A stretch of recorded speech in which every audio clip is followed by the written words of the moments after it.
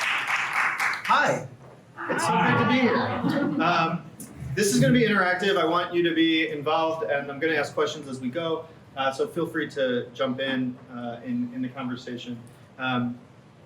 Tim and I met because a picture of my face was outside the synagogue for a little too long. And, on the way to school, I think dropping the kids off, he saw and reached out. And it's been a really beautiful friendship, and I'm really grateful to be here. And I actually saw it and saw it and saw it. And then I reached out. So it's great to kind of finally be here, have something. We talked about it for a full year, and now that the program calendar's turned over, it's great to be here with all of you. Excited for what's to come, but also just for today. And I thought, and we were talking just some things that we cared about, things that were interesting to us that we thought might be meaningful to all of you.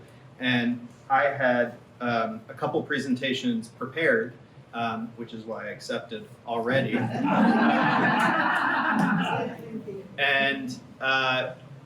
I changed this one a bit because I in the last time I taught it was specifically towards actually Jewish high school students who were particularly invested in a leadership program that I was teaching.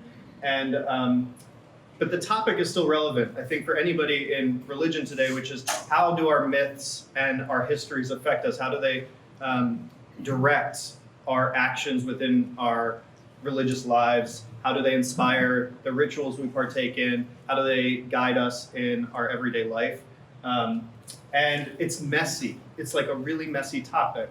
It's much easier religiously to think in black and white, but I think most of us today don't think in black and white. It is not exactly what the Bible says is what goes. We are much more critical than that today. And so I want to try and think about some of the things in our traditions, both some in ours, but also in yours, in the Christian tradition. How do we think about these different things? But we're going to start with the question of what is history. So I just want to ask the room, what's history to you? What does it mean? Seems like a simple question. The past. Okay, great. The past. Story. The story. Great. Undocumented stories and sources. The documented story. Great. And sources. Somebody else said something over here. Primary sources and secondary sources. Great. So there's different ways we understand history through different sources. Who was actually at the event seems to hold primacy in these narratives, but And the also lens through which you look at those sources. beautiful. So the lens through which we look at these histories. Great. And history is a record of what's happened before us. Great. Great. So kind of big picture, what happened before us. Okay? So there's a quote from a Jewish poet named Zelda, a very famous poet, who was a very spiritual woman. She was born in Ukraine and made her way to Jerusalem, about what history, or what the past, I should say, is. The past is not a piece of jewelry sealed in a crystal box, nor is it a snake preserved in a bottle of formaldehyde. The past trembles within the present. When the present falls into a pit, the past goes with it. When the past looks toward heaven, all of life is upraised, even the distant past. So, religiously, what does it mean that the past is not a piece of jewelry sealed in a crystal box? For us as religious people, It's alive. it's alive. How is it alive? Different people see different things. And Any examples that you could think of? Like from marriage.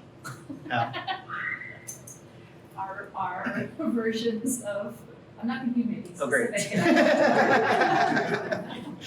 Our versions of an event. Great. Having to communicate, I mean, that's a very micro, Absolutely. example. But the micro is actually very informative of how many narratives within a tradition we might hold about a story that we all know. And the details we remember of a story the important parts of a story that we tell ourselves every year are different for each person, and the lens through which we view it is different for each person, right? Even within our traditions, even within our little bubble of Reform Judaism, right?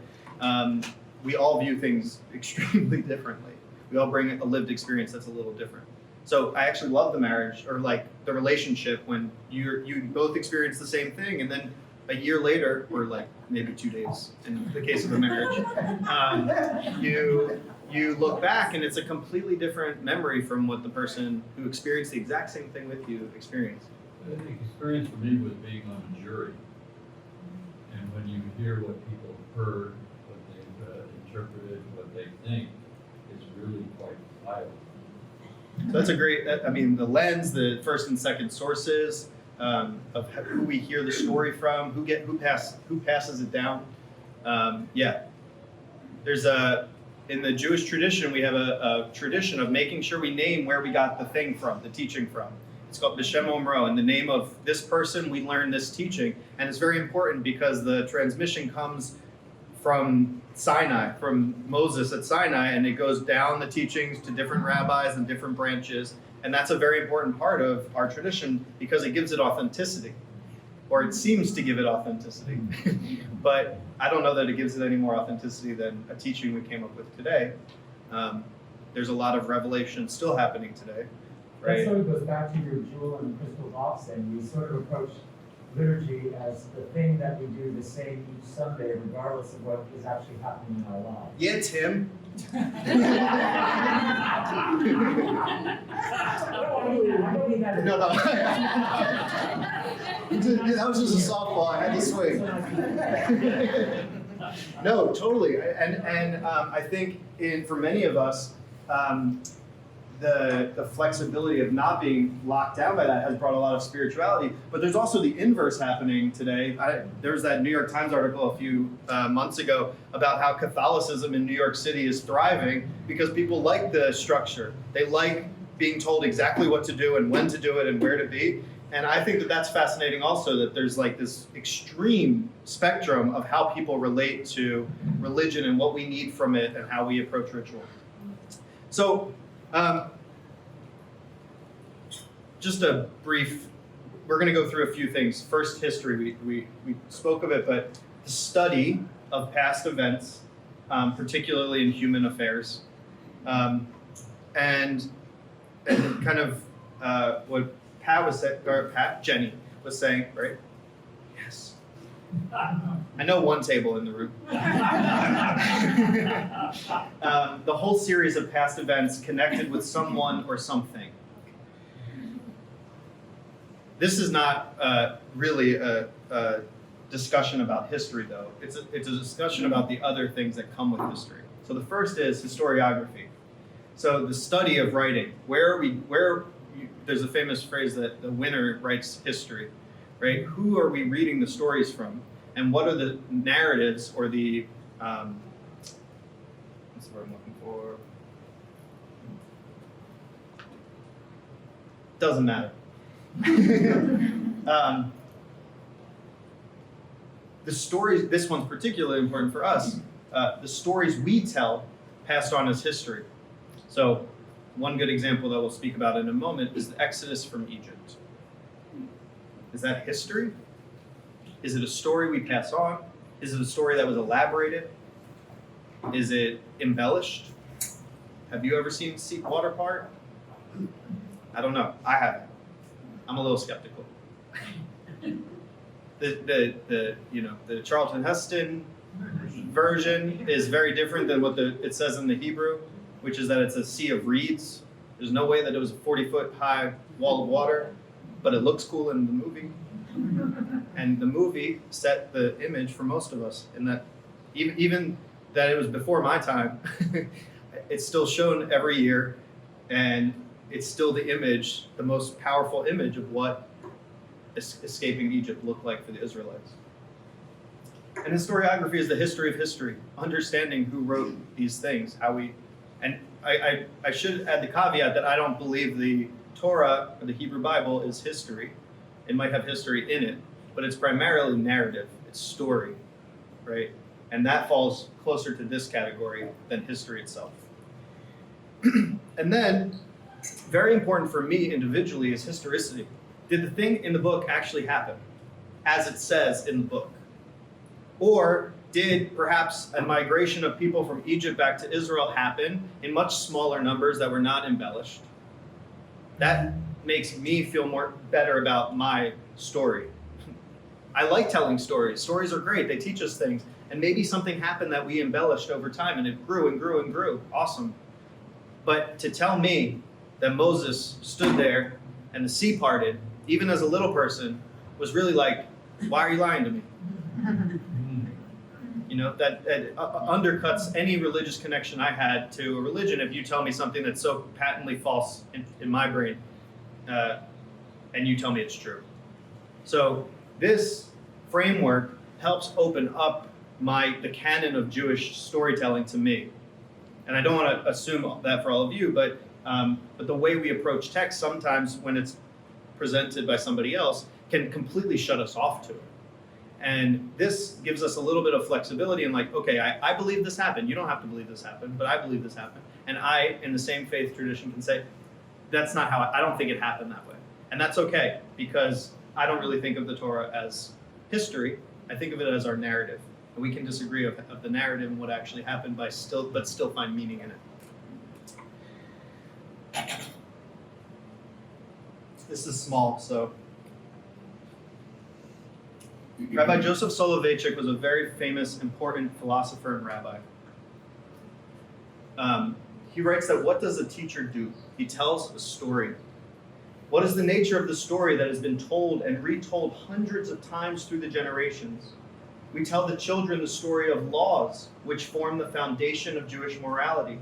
We tell them the story of honesty and sincerity, love and sympathy. We also tell the child the story of people who met God and joined God in a covenant, who engaged the Almighty in a dialogue. We tell the child the story of our past. We help the child develop a historical memory. We train the child to not forget past events.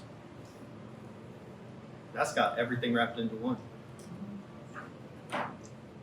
So, my Christian friends, what might be a story in which you are taught a story of Jesus in which honesty, sincerity, love, or sympathy is taught? Any of them. There's got to be a lot about love. Yes. So let's just name one of them. The attitudes, Jesus. You want to go? Like, obviously, I've done a terrible job as your pastor. The Good Samaritan. It's great. The Good Samaritan is a good one. So does it matter to you that the Good Samaritan story actually happened? Right. Metaphor. Right. And when we view it that way, it's very powerful and very unlocking.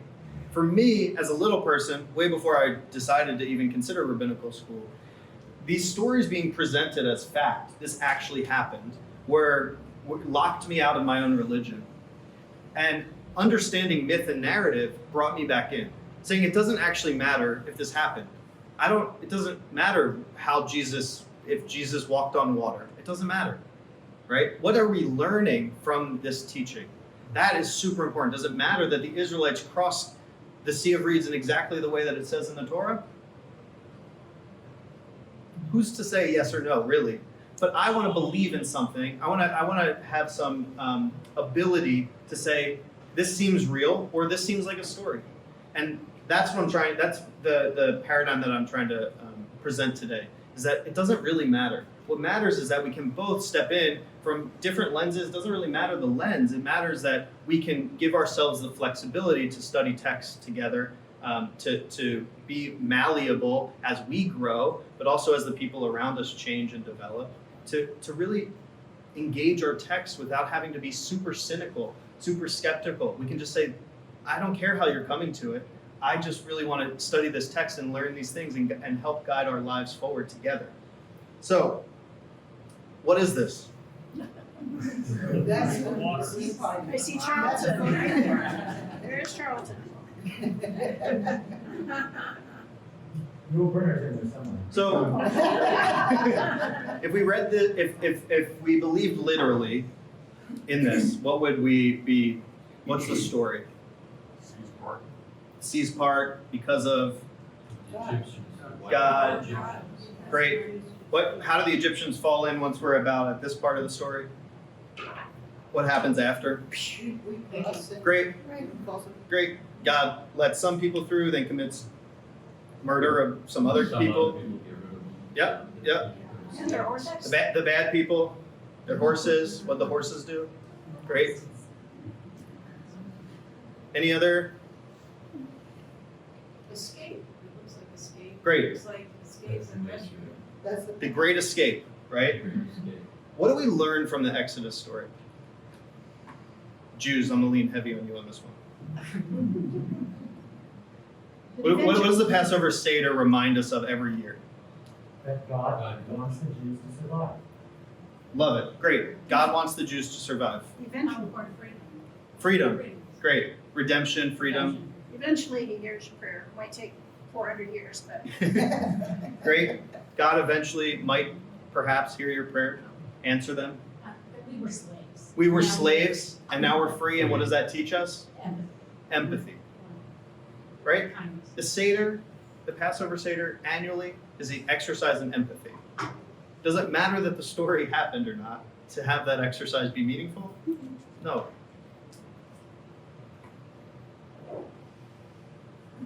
This is a story of a people which was scattered over all the world and yet remained a single family, a nation which time and again was doomed to destruction, and yet out of ruins came new life.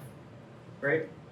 Somehow we persevered. The Jewish people persevered through all kinds of stuff, not just biblical, maybe this happened stuff, but things like the expulsion from Spain, the Holocaust, right? And in our narrative, the Torah is the constant, the thing we keep telling ourselves. In the Jewish, we're about at the, as you said, we're still in the middle of many of our holidays. And the last one in this cycle is called Simchat Torah. It's when we celebrate finishing reading the Torah one time, one cycle through, and starting immediately again. So on Sunday night, we'll gather our community and we'll read the last words of the Torah. We'll have the Torah all the way unrolled, all the way around. It goes all the way around our, they don't know what a gan is. What's it called? Sure, outside patio, great. We call it the gan, which in Hebrew means garden, but which it's not, but whatever. So we unroll the Torah all the way around, and then we have somebody read the last words of Deuteronomy, and we go right back to the words of Bereshit and continue again. And that story never lands in the Promised Land. We have Moses die, and we know in the Hebrew Bible, the next book, Joshua, has them in the Promised Land, but we don't read that book. We go right back to the beginning because for us, the exercise is of continual hope, of continual betterment. We can always do better. We can always hope for a better future. We never actually get to the Promised Land, which helps us always yearn for it and work towards a better world. So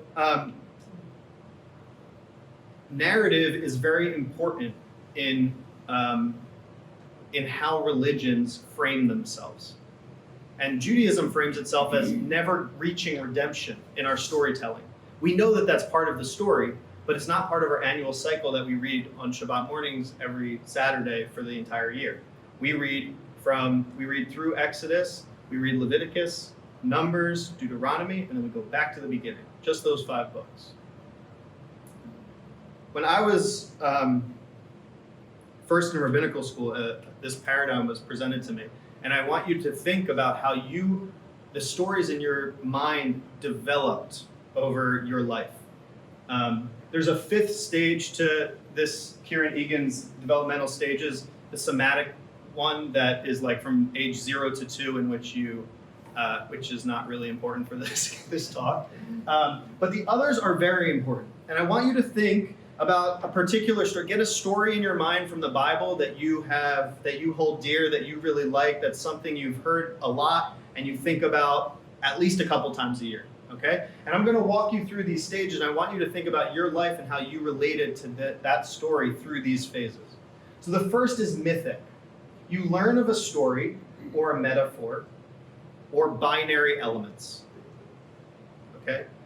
For example, the Exodus from Egypt. Pharaoh, bad guy. Israelites, good guys, oppressed guys, have to escape from the bad guys. Okay? Romantic, that's the next stage. Likes facts. You start to like facts, like asking questions about certain things. Like, why doesn't Moses' mom have a name? Going deep and to the extremes, the strange. You love the stories, look for transcending qualities of people, and you're starting to connect to emotions.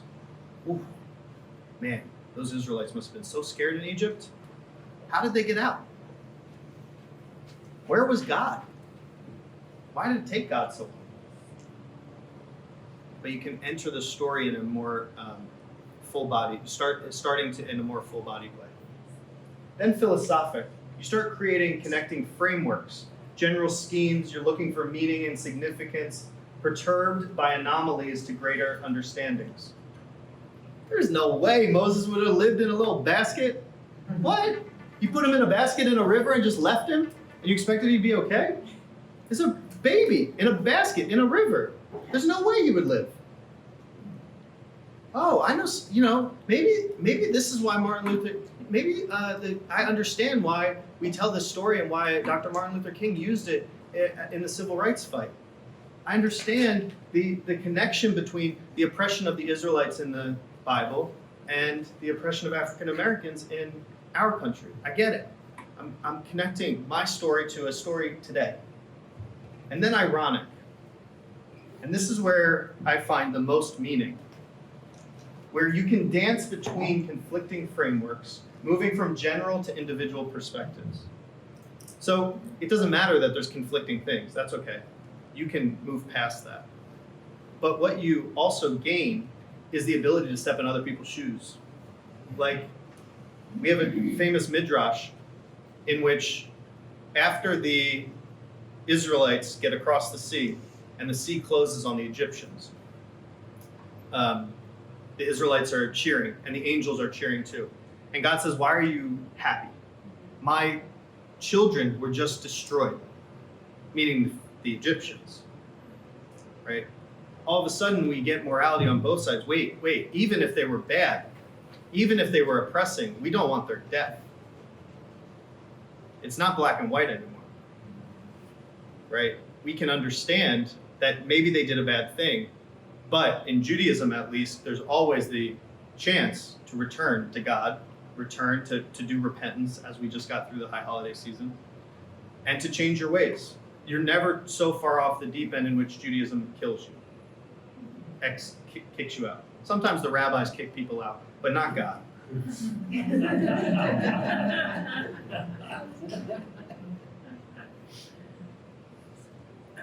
So I want to talk a little bit about the Hebrew Bible in Christianity.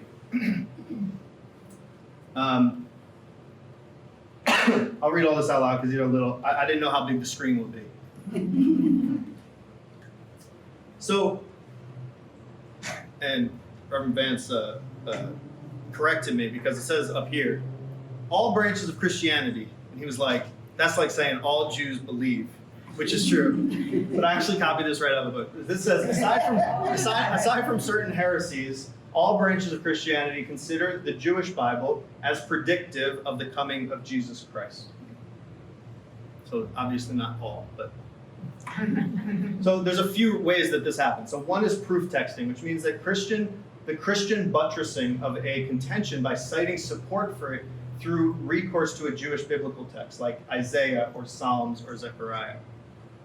Typology is the Christian interpretation and application from Jewish scriptures of figures like Adam, events like the Exodus, motifs like the sacrificial cult, and patterns like the end of Jeremiah's ministry, objects like the Passover lamb, and so on, as symbolic prototypes of New Testament themes that are believed to fulfill them.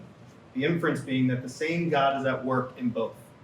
This is where we get the idea that Christianity is built on top of Judaism, right?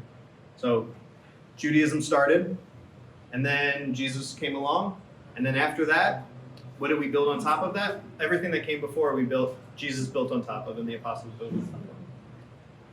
And this dynamic is so powerful that it's likely that entire stories about Jesus were invented to match this typology, right? And again, it doesn't really matter. We can still learn a lot from those stories. But when we start understanding that our Bible's not history, it's theology, it's ideology, whether you're Jewish or Christian or Muslim or anything really, you really start to view it a little differently. And for me, I'm able to view it a little deeper. I can step deeper into the stories when I know that they're stories. So one of the biggest paradigm shifting moments for me in rabbinical school, and I was deep in rabbinical school when I took this class, Judaism and Christianity, or Jews and Christians, one of those two titles, is what I just spoke about, the parting of the ways. That here is 70 CE, right? 70 CE, Jesus is already dead, but that's when the destruction of the temple happens, okay? And we view after that, once the temple's gone, as if Judaism and Christianity went like this. Christians went and did their thing, Jews went and did their thing. It's easy, it's simple, it's black and white. It's mythic. It's so easy. Look at this. It's so pretty even. It's so aesthetically pleasing. You see here Pharisees, not in kind of the derogatory way, in the real way, Pharisees were who became the rabbis, the early rabbis after the destruction of the temple. And Jewish Christians, who are a fascinating group who for a very short period of time did both Jewish things and Christian things, and that's a talk for another time, but that is one of the most interesting things I learned of, like, people who would go to Shabbat services and then on Sunday show up at church and do both. There's a few firsthand accounts of people who did that. Who knows if they're real or not, but it's interesting. But despite how beautiful this is, what it really looked like was something more like this.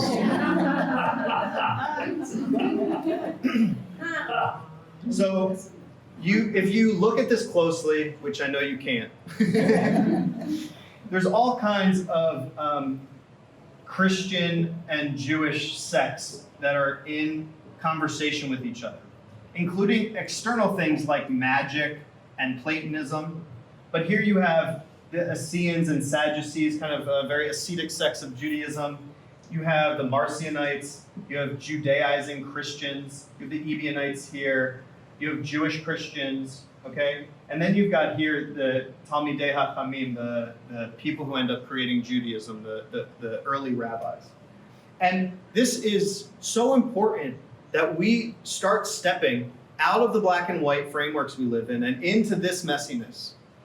Because we create separation between us and others when we live black and white. When we know our world is not black and white. It's the messiest it's ever been. It just keeps getting messier, it seems.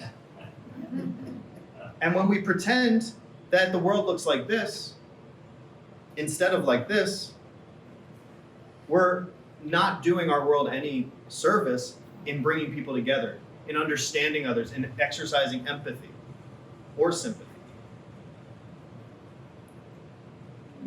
So I've got one more narrative. It's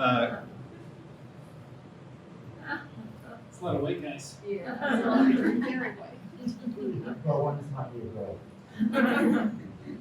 One might be a girl. Well, you know, The Da Vinci Code. Palestinians are famously pale white. I don't know if you know that, but so what is this? That's the last letter, right? Okay, so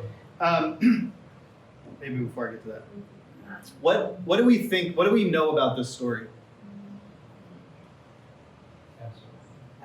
It's connected to Passover. What is the meal itself? Okay, great. Common knowledge. Anything else? Jesus predicts his death. Great. That's any prophet who predicts something is very skeptical to me, but yeah. There was a Jew among them who betrayed Great. Judas. So, was the Last Supper a Passover Seder? Couldn't have been. Even though we all tell ourselves this story. Couldn't have been because Seders didn't exist. The temple was still standing. So a Paschal sacrifice would have gone to the temple. So then the question is, was it a Passover meal?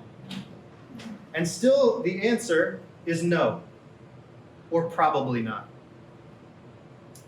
And Rabbi Michael Cook dissects this section of Mark. And I know this is hard to see.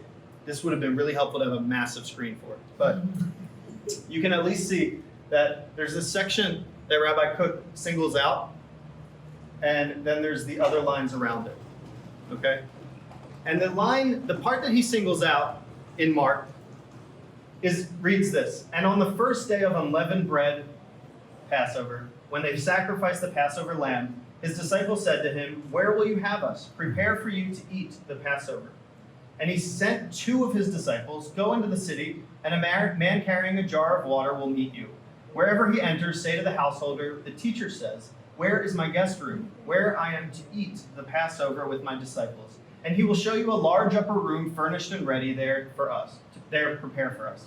And the disciples went to the city and found it as he had told them, and they prepared the Passover."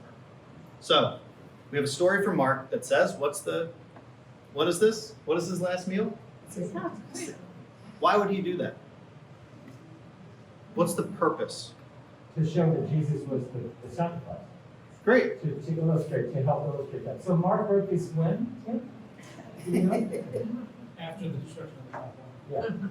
Yeah. So Mark was sort of building a reverse case, perhaps, right? Great. Right.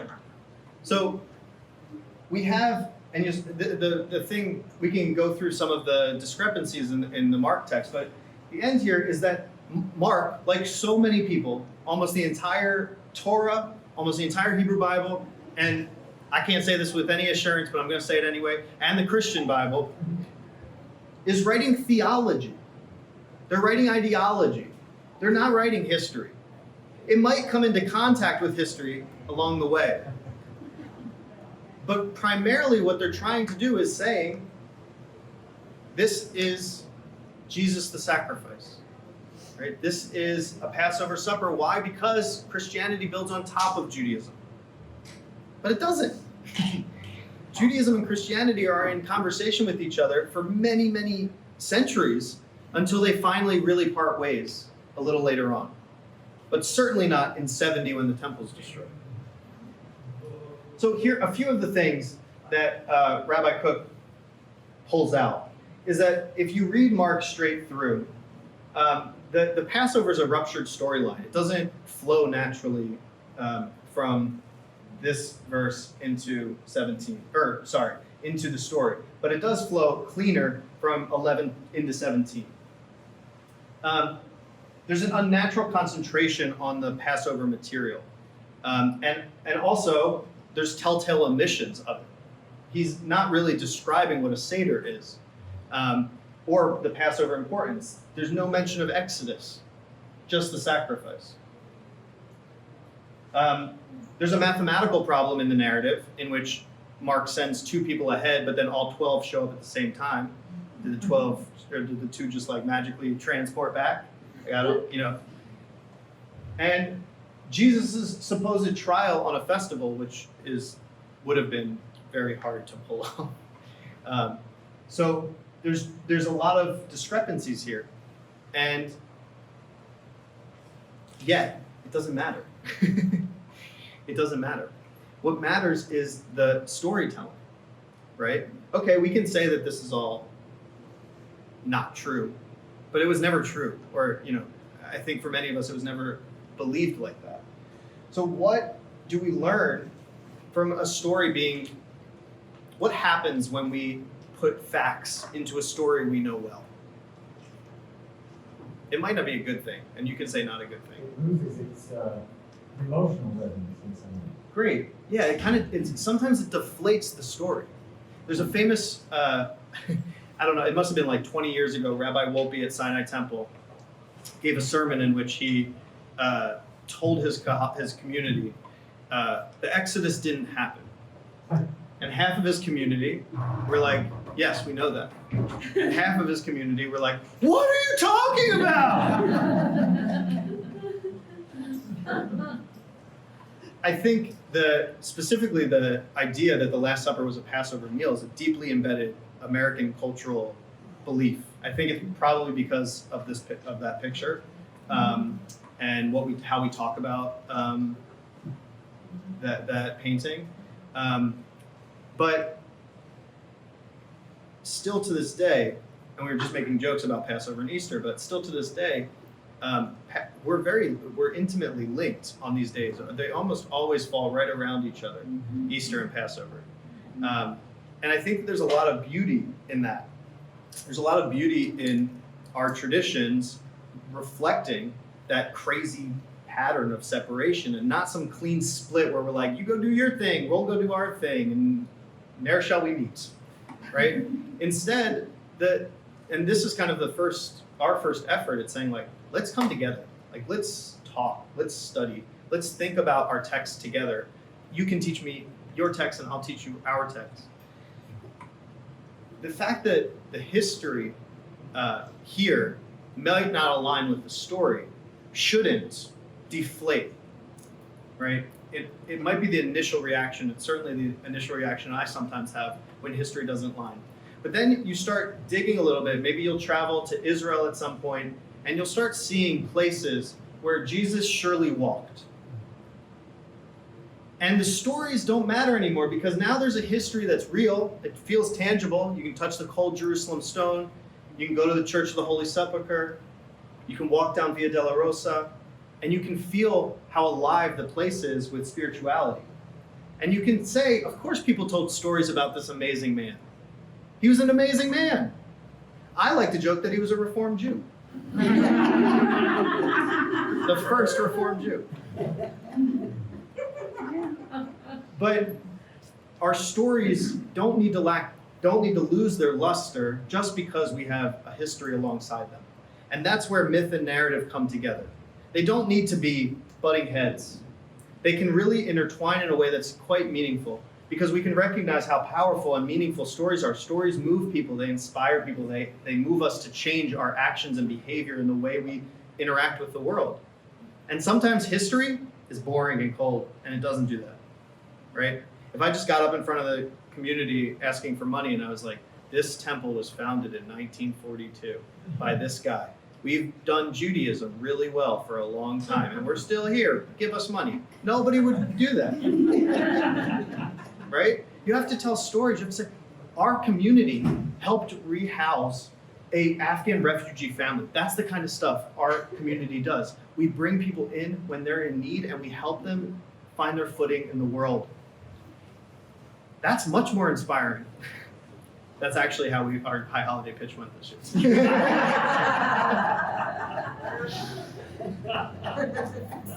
So, this is the last slide. Done a lot of, there's a famous quote that the clergy agitate the comfortable and comfort the afflicted. Afflict the comfortable and comfort the afflicted. So I'm not sure that I was doing much comforting today. But I would love to hear from you now at the end of all of this. What meaning do we find in our myths? And what meaning do we find in our history? And perhaps personally for you, what's particularly meaningful, right? Like what's a thing in your tradition? You don't have to say everything that's meaningful, but one thing, myth or history, or somewhere in between, that's particularly Actually, you know what we're gonna do? We're gonna break into our tables and we're gonna discuss this in kind of small groups. So try and think of something, one thing, it doesn't have to fit into any perfect category, a myth or a piece of history or something like perhaps the Exodus where that met in the middle. Let me give a plug for another thing happening in the spring. That's not our talk. There's a biblical history scholar, Jean-Pierre Espaltz. And he lives down the street from the synagogue, and he was making a film in Israel with a big Chanukiah, a big Hanukkah menorah. And he emailed me and he said, "Hey, I have a big menorah. Do you want it?" And I said, "Sure, random man on the internet." So he comes, and I find out he's this like incredibly well accomplished professor, scholar. He's made all these movies and books for National Geographic. He's coming to the temple in the spring, right around Easter, so we don't have to work, and Passover, to talk about the Exodus, the historicity of the Exodus. What happened? Was there movement? How does it relate to the actual story? So I'll make sure you all have that, and would love to have you for that also. That'll be a really interesting talk. But anyway, back to this. We're going to discuss for, I don't know, 5-10 minutes, something like that.